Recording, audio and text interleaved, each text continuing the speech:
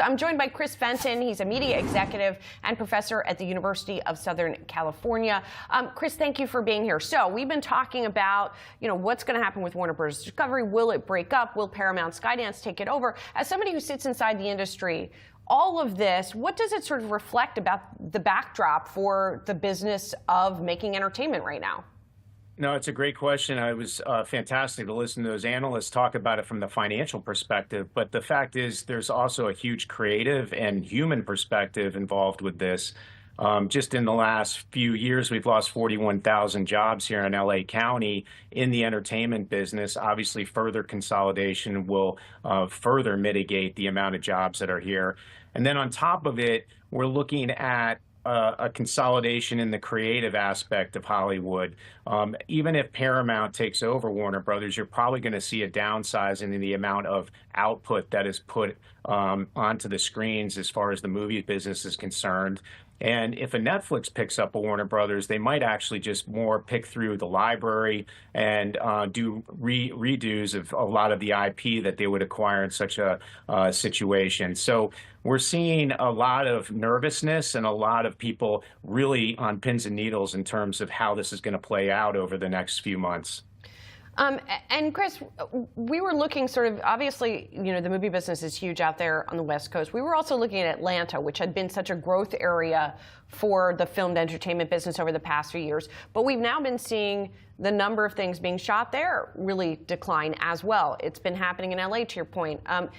What's been contributing to that besides this consolidation that you're talking about?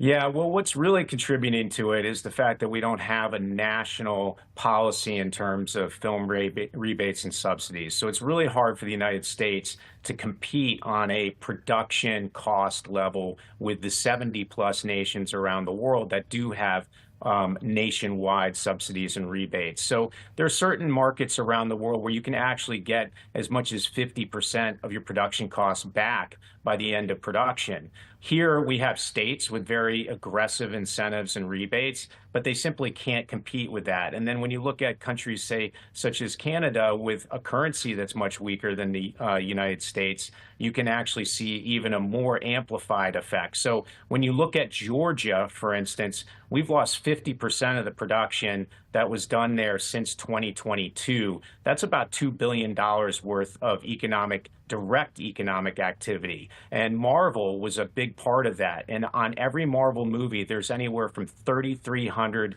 to 4,500 people that work on those crews. That's a lot of jobs. Yeah, it is a lot of jobs. As you know, President Trump in the past has floated an idea of tariffing films that come into the U.S., although it hasn't happened. I'm not sure how it would work from just a mechanics perspective, but it sounds like you think that incentives would be much more effective than something like tariffs. Well, look, what we're trying to do is incentivize the studios to keep production here, which is just one industry in order to bring back manufacturing, right? We're trying to do that in the automotive space and technology and various other areas of industry. Hollywood's just another one of those. So what we're trying to do is get the studios to say, hey, look, it's smart for us to keep production here. How do we do that? Well, there's both a way to do it through rewards and also through punishment, just like raising a teenager, right? That mix is going to make it a way that studios will evaluate and decide to keep it here. Personally, I'd rather keep it on the reward side. More incentives, more subsidies, and a way to make it easier and more cost-effective to shoot here in the United States. I'd like to avoid the punishment side, which is really the tariff scenario.